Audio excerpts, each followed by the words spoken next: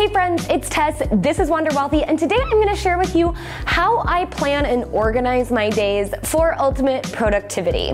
Now, I've had a handful of people comment on videos or reach out to me personally asking me to create a video on organization, and specifically when it comes to organizing your day and trying to be the most productive you can be in each day. And I honestly struggle to, tell you exactly how you should organize your day, because I think that everybody operates differently. We all have different sleep requirements, different eating time requirements, and different things that we can do personally within our day to make us individually the most productive that we can be. It's also quite funny because although I'm sure to a lot of other people it appears that I do get a lot done, and I guess I do get a lot done, I always sell myself too short and assume that I'm not being productive enough or that I'm not getting enough done. So it's just funny the way that we, perceive other people and perceive ourselves, and how relative productivity can be.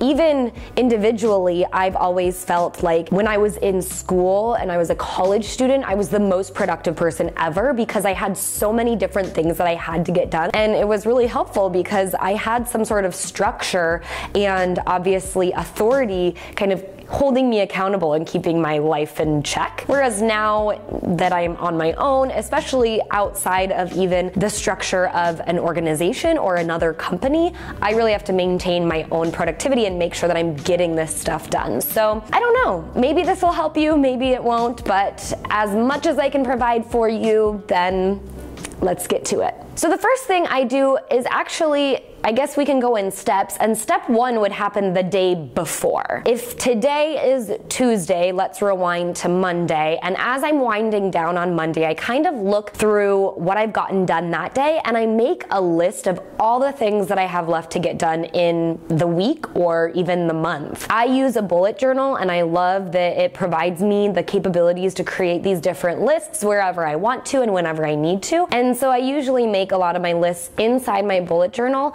on a separate page, not on my actual agenda or schedule planner pages, but on a separate page where I can just archive and create a collection of all of the things I need to do that are coming up. Once I get a good brain dump of everything that is left outstanding, then I'll prioritize and see what I really need to get done that is pressing or urgent, and also look at some of the bigger things that hold more weight but might not be so urgent but could make a huge impact on my life or my business, and so on and so forth. I'll identify these things and I'll make kind of a shorter list of what I can feasibly accomplish within the week. I'll usually put that shorter list on a post-it note that then kind of resides in my weekly planner, the weekly spread that I have for myself, and that'll just kind of float around, and as I check things off, I'll create new post-it notes with, again, usually it has 5 to 7 tasks on it. But finally, before I shut down for the day,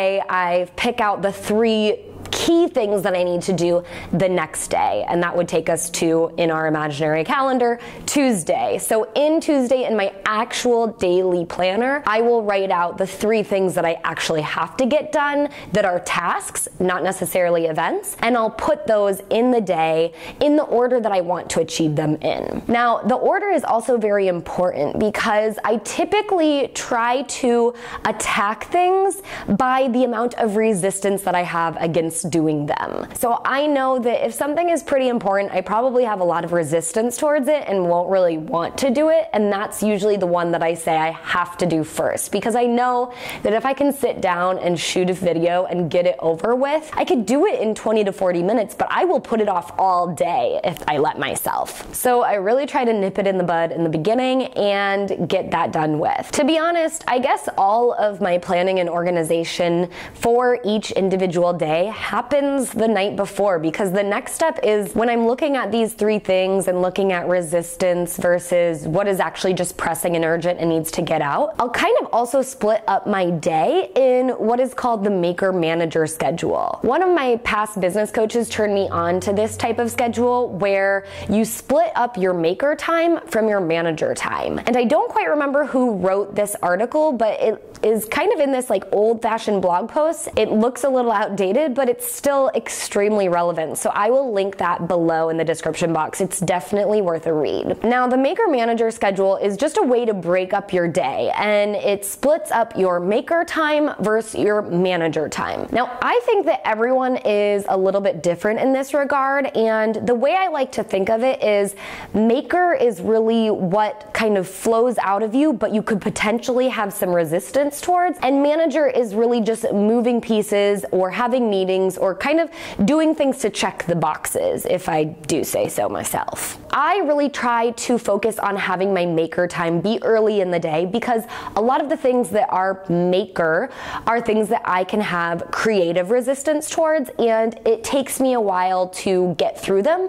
But I also notice that my best energy and my best efforts are usually in the beginning of the day. This is the stuff that I really need to be able to put my best foot forward. So that maker time is very important to me, and it's when I record videos, it's when I make notes or outlines for my videos, it's when I'm writing blog posts, it's when I'm even just drafting a really important email that I want to send out to someone. I also use this time to develop things like my freebies or record videos for my courses. It's just that time where my energy can flow out freely, and I can really work on developing the creative concepts for my business personally. Now, I know not everyone has a content creation business, or they're not even self-employed, but you can totally use the maker manager concept by just looking at your own job and career. There are definitely things that you probably have more resistance for, and that's what you'd really want to put at the beginning of your day. I would think of it as your maker time is really what you put forward in your job or your career that's going to have a return on investment, and it's going to be the biggest value add to your daily, monthly, and yearly life. For me, that is creating content that can go forward and make me money someday, or writing an email sequence that can help guide people into my community, or even just interacting in my community, which sometimes I do in the morning and sometimes I do in the afternoon, depending on how much energy I feel like it's going to draw from me. And of course, it can also be creating valuable online programs for my viewers or my readers or my listeners to take from me and learn. This is all the stuff that I create, and it also creates value for me.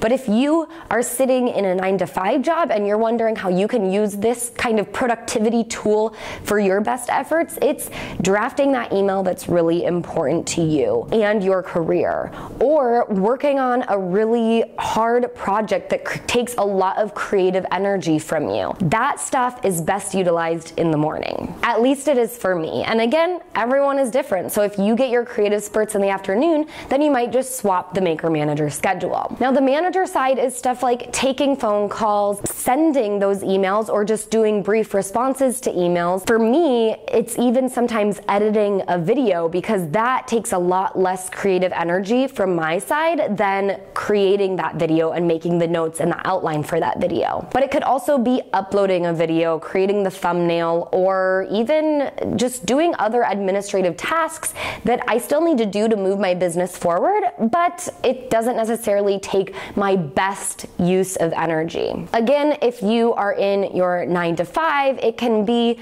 sending those emails that take a little less time and a little less energy, or scheduling those meetings, or whatever it is that is a little bit more administrative in your job. Now, I do know that you don't always have full control over your schedule, and you might have mandatory meetings that you have to take in the morning. You just gotta work the best you can around these things and figure out the best thing that's going to work for you. Now, I try to stick to this type of schedule as best as I can, and using the 3 key things that I need to get done for that day that are in my bullet journal, in my daily agenda, really helps. Once I get those 3 things done, I know that I've done a really good job at setting myself up for the next day. And I can usually even turn to my Post-it note to see if there's anything else that I can tackle. This keeps me, I guess, super productive. It allows me to pump out the content that I do, but also stay on task with the rhythm that I want to pump that content out at, as well as being able to interact inside of my Facebook community, being able to answer questions from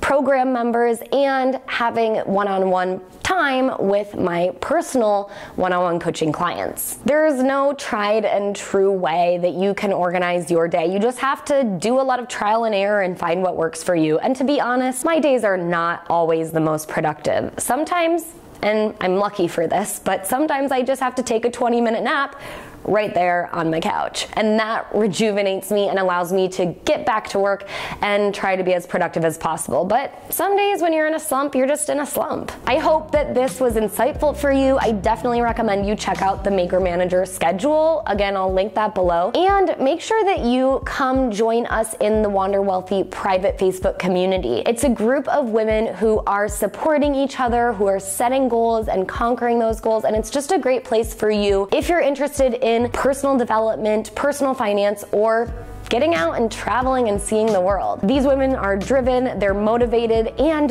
they're just the nicest people. And I feel so blessed to be able to have this community around. So go to wanderwealthy.com/FB to learn how you can get more involved. And if you don't want to join on Facebook, you can always just join the email list because you'll get exclusive content from me on a weekly basis. If you liked this video, give it a thumbs up. It really supports my channel. And don't forget to subscribe. Hit that subscribe button and the little bell so you can come back and see more videos. And let me know down in the comments below what else you want to learn, from organization to personal development, personal finance. What is it that you want to learn from me? How can I help you? Tell me down there. Until I see you next time, I hope you wander wealthy.